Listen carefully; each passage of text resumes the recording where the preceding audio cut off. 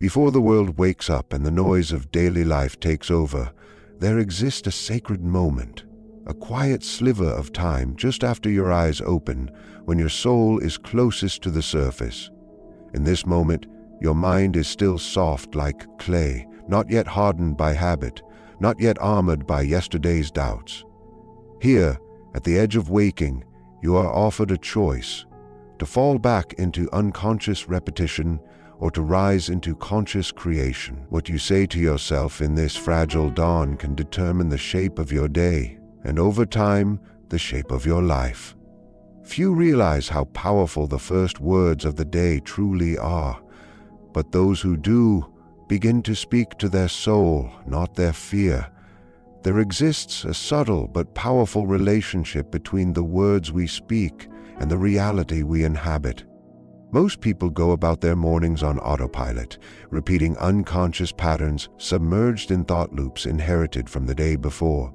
They do not realize that the first words they utter, whether spoken aloud or whispered in the silence of their minds, are already shaping the day ahead. Language, when infused with intention, becomes not just communication, but creation. And in the quiet moments of morning, before the noise of the world seeps in, we stand at a psychic threshold. It is here that the alchemy of transformation can begin. Words carry symbolic weight.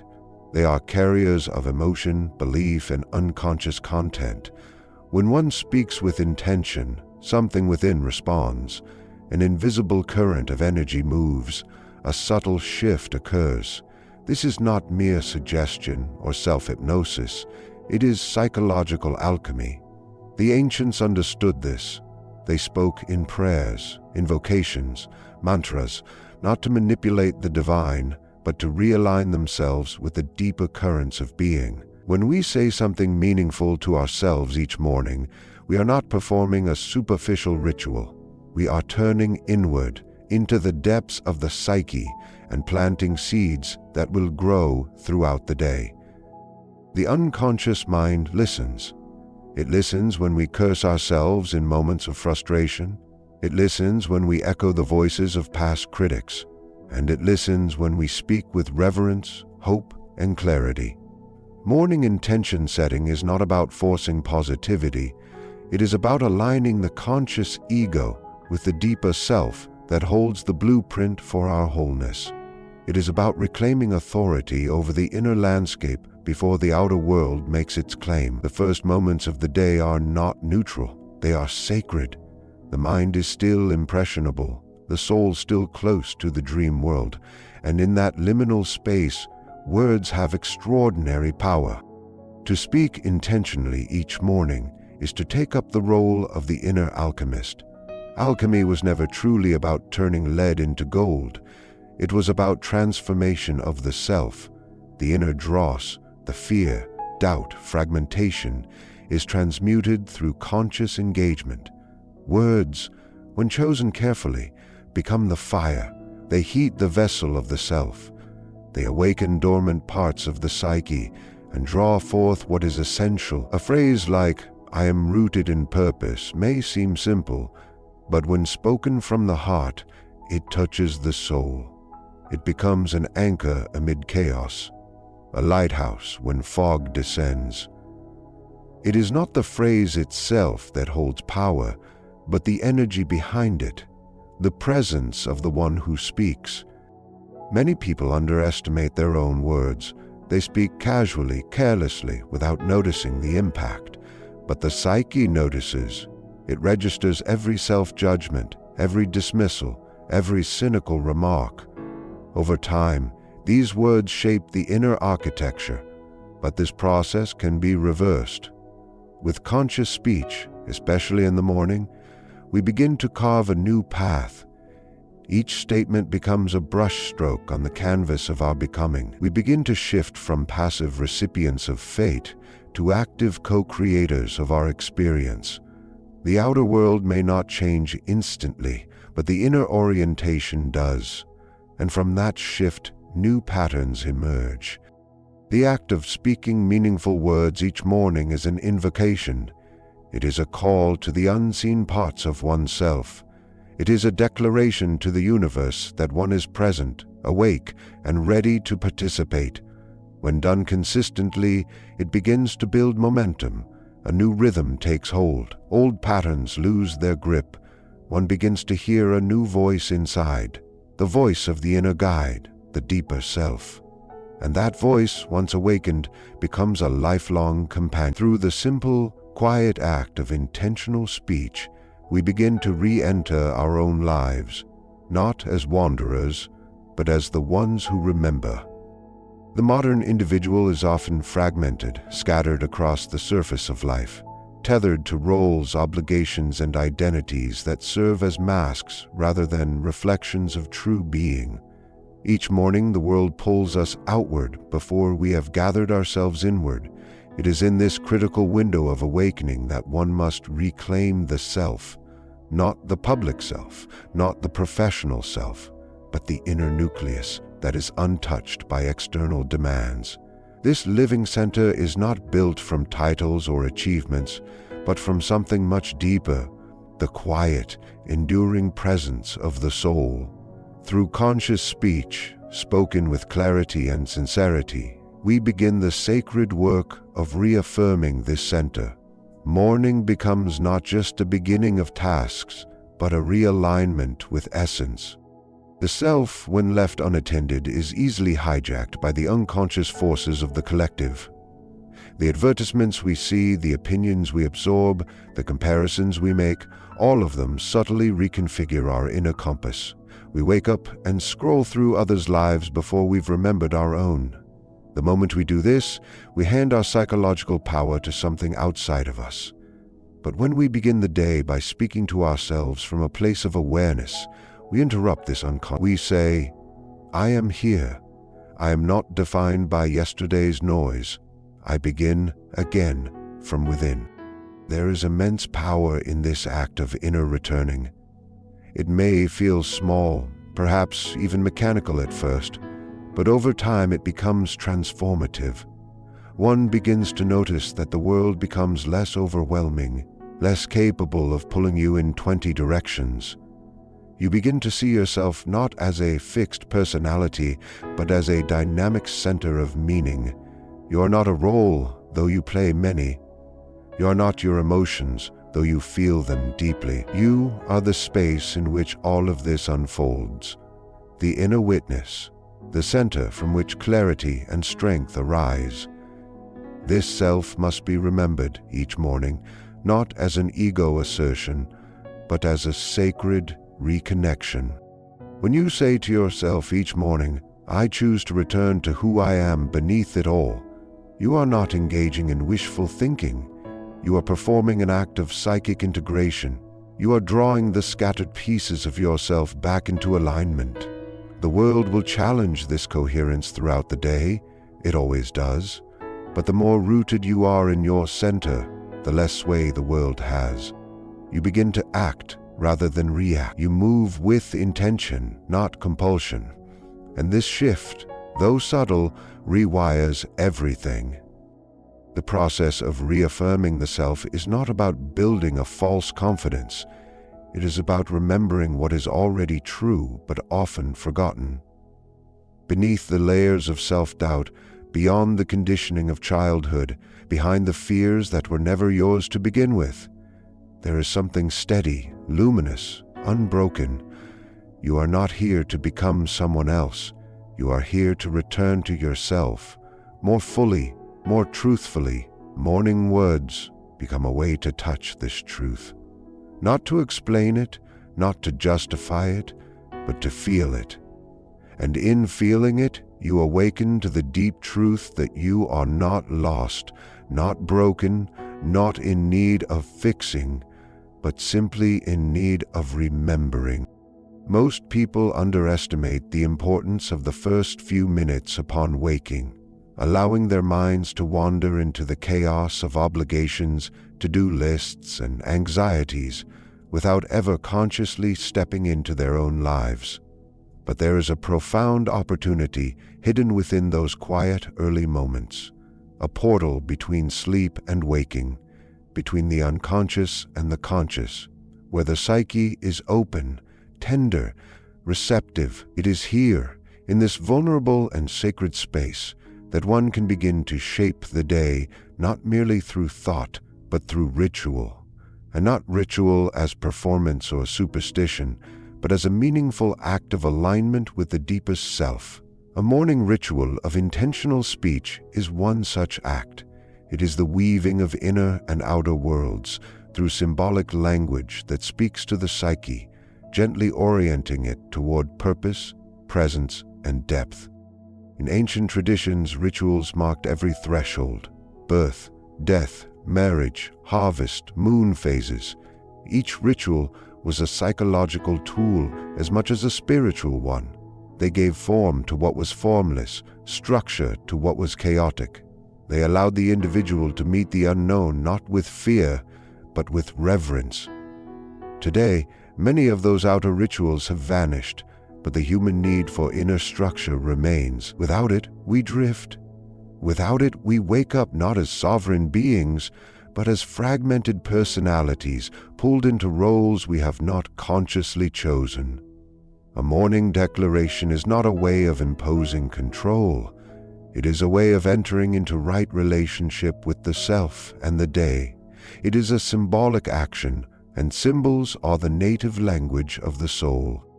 A ritual does not have to be elaborate.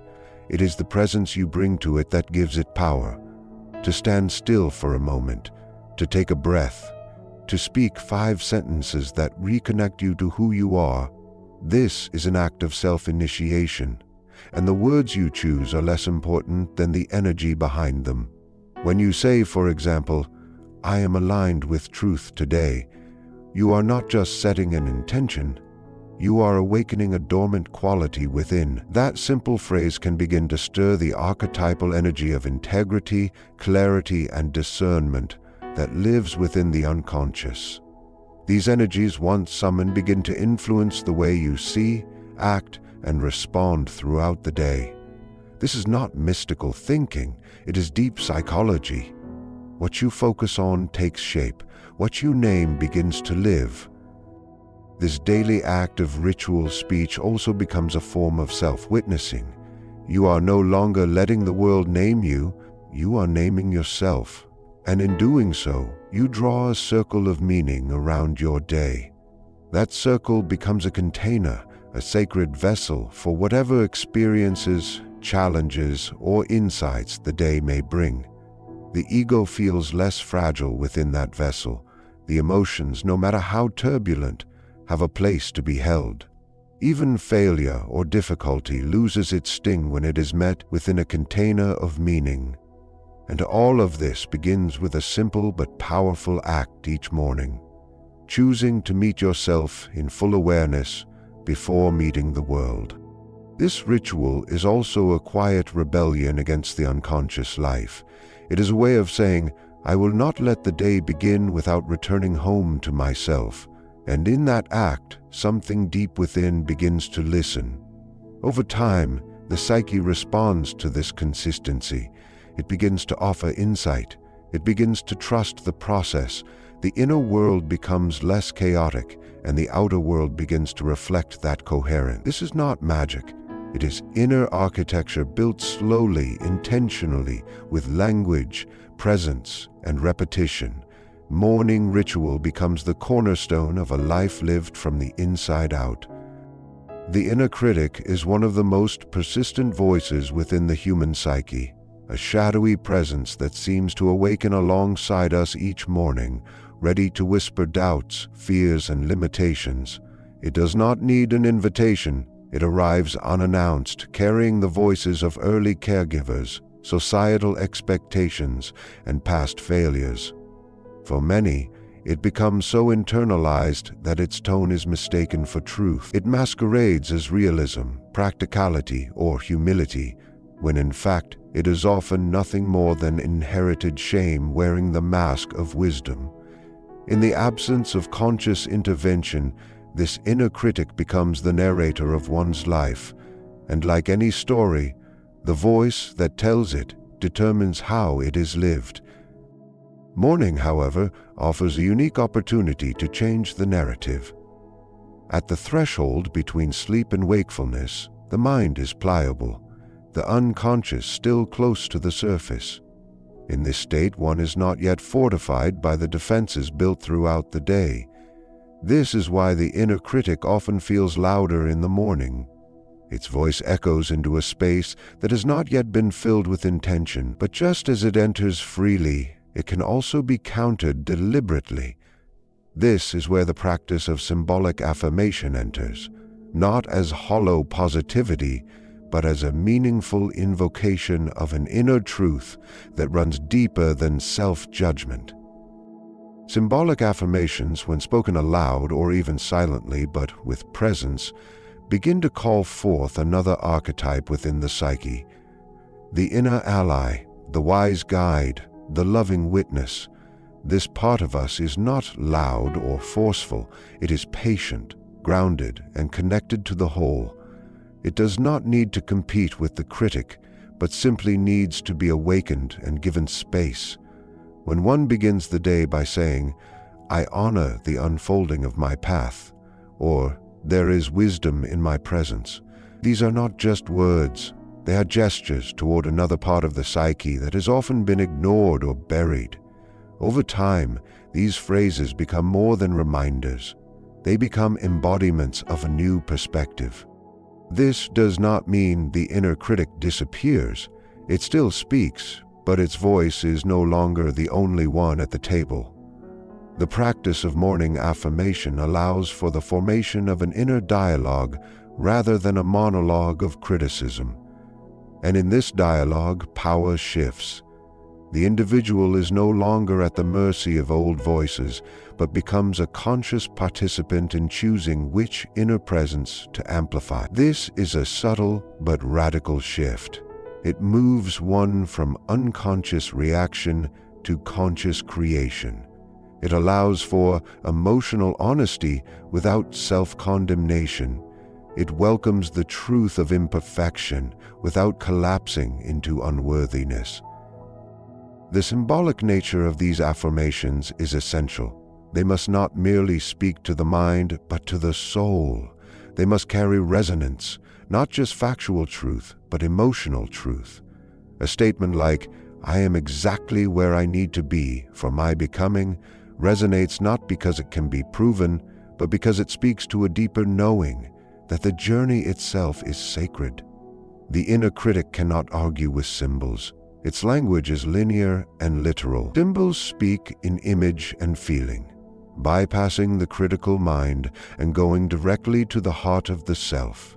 In this way, they begin to rewrite the inner script, not by force, but by presence. Each morning, then, becomes a kind of psychic reckoning. Will the day be lived through the lens of the critic or through the lens of the evolving self? Will the first voice heard be one of diminishment or one of remembrance? With consistency, the practice of symbolic affirmation begins to rewire the emotional body. It creates a new emotional resonance, a hum beneath the surface of daily life that sustains and strengthens. The critic may still whisper, but it is no longer the voice of authority. Something wiser has taken its place. And all of this begins with the quiet, deliberate act of choosing which words will greet you when you rise. There is an invisible architecture to the psyche, a scaffolding of beliefs and emotional impressions that frame how we experience reality. Much of this architecture is inherited, formed not through deliberate choice, but through repetition. Words spoken to us in childhood, emotions absorbed from the atmosphere of our upbringing, cultural norms imprinted through thousands of small moments. These unconscious beliefs eventually form the lens through which we interpret ourselves, others, and the world at large. And yet, few people pause to question whether this internal lens serves their growth or hinders it.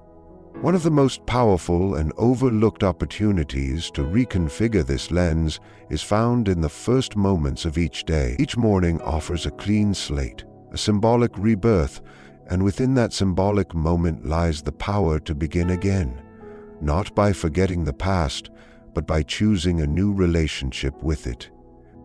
To awaken and speak to oneself with clarity and intention is to begin the slow process of rewriting the inner narrative.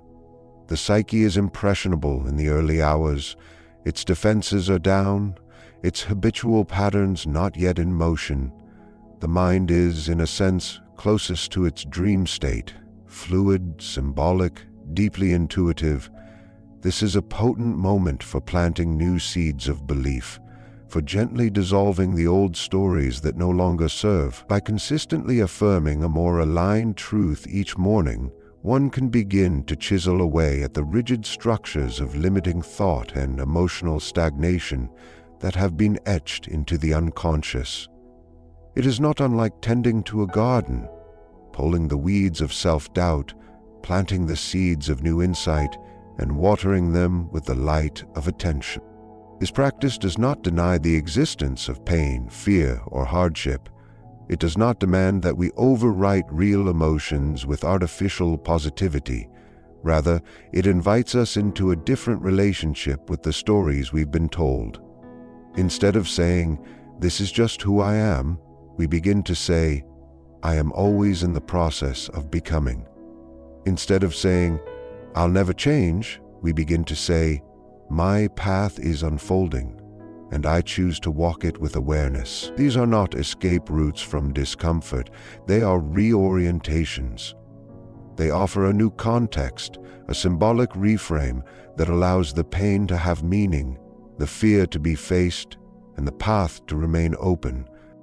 When these words are spoken with presence, something shifts internally, not always dramatically, not always instantly, but gradually and deeply.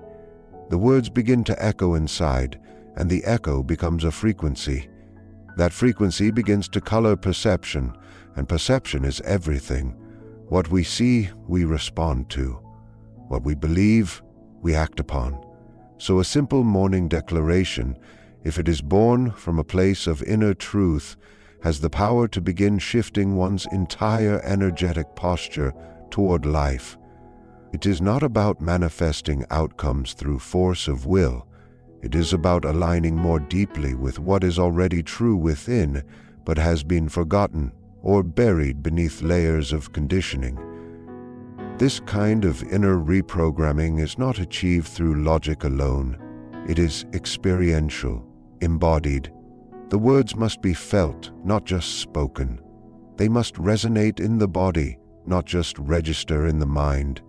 That is why stillness is often needed before or after these declarations, to let the symbolic weight of the words sink into the deeper layers of consciousness. Over time, these new morning rituals become a dialogue between the conscious self and the unconscious forces that drive our behavior. And slowly, the old scripts begin to lose their grip. The voice of the inner saboteur weakens, and the voice of the inner guide grows stronger. In this way, transformation becomes less an act of striving and more a process of remembering. Remembering who we are beneath the layers. Rebuilding the inner structure not from borrowed blueprints, but from the soul's own design. There is a profound psychological and symbolic difference between reacting to life and responding to it. Reaction is immediate, impulsive, rooted in conditioning and emotional reflexes.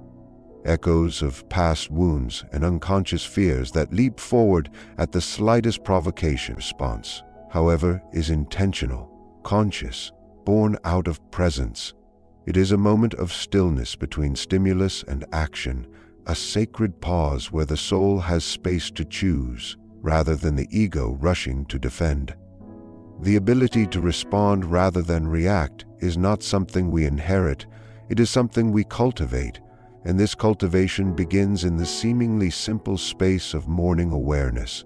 What we say to ourselves each morning becomes the internal orientation that shapes our outer. It is here, in this quiet space of daily ritual, that we begin to create an inner compass. Morning declarations, when used with sincerity and consistency, begin to open the gateway to this state of conscious responsiveness. They are not charms to ward off misfortune, nor are they escapes into denial. Rather, they are gentle reminders to return to the center of the self, to the calm within the storm. When one says, "I choose to respond with clarity today," it is not merely a forecast of behavior. It is a vow to one's deeper self, an invocation of the inner witness that observes without judgment. Over time, this vow strengthens neural and emotional pathways that allow for greater equanimity in the face of challenge. The practice of speaking these intentions daily is like laying stones on a path, each word a step toward becoming the person who does not merely survive life's currents, but learns to navigate them with grace. This conscious responsiveness becomes a form of inner authority. Instead of being pushed and pulled by the moods, demands, and projections of the outer world, the individual begins to develop a grounded inner stance. This is not control in the rigid sense, it is sovereignty. One no longer seeks validation from external sources in order to act rightly. The compass is internal, and it is calibrated by presence, reflection, and inner truth. Morning rituals are the daily acts of tuning this compass. They are not about perfection, but about orientation. Are you facing the world with your back turned to your inner life, or are you entering the world rooted in self-awareness? In practical terms, this transformation from reaction to response reveals itself in the small, daily interactions that make up the fabric of our lives. The moment someone criticizes you and you breathe before replying. The moment frustration arises, but instead of exploding, you pause and listen inwardly. These small moments accumulate, and over time they form a new identity. Not a mask, but an authentic self who is no longer a puppet of old patterns. The morning declarations become the quiet scaffolding that holds this new identity in place until it is strong enough to stand on its own. This state of responsiveness also deepens empathy. When we are not imprisoned by our own reactive loops, we begin to see others more clearly. Their anger no longer provokes ours automatically. Their sadness does not drown us, nor does their joy threaten us. We are able to hold space, to listen, to respond in ways that elevate rather than escalate. The morning practice then becomes not just a gift to oneself, but a contribution to the collective field. It ripples outward into our relationships, our work, our communities. At the psychological level, this ability to respond is a sign of individuation, becoming a whole self rather than a fragmented set of roles and impulses. It means you are no longer trapped in the scripts written for you by history, trauma, or expectation. You are now participating in the writing of your own story. Morning declarations, when practiced with reverence, become the pen with which that story is written. They are not loud, but they are powerful. They are not elaborate, but they are enduring. And with each repetition, the gap between the self you remember and the self you express begins to close, until one day your responses to life begin to sound like the soul's own voice speaking through you. In the quiet of each morning, before the mind is hijacked by the momentum of yesterday, lies the chance to remember who you truly are. The words you choose to speak into that silence are not trivial. They are sacred tools, ancient instruments through which the soul awakens and begins to reshape the self. When you affirm your truth, honor your presence, question your inner critic, and claim your emotional sovereignty, you are not merely repeating phrases, you are invoking memory. The memory of your wholeness, the memory of your power, the memory of your soul's original voice. Over time, these morning declarations do not just change how you think, they change who you become. And eventually, you realize you are not simply speaking to start your day, you are speaking yourself into alignment.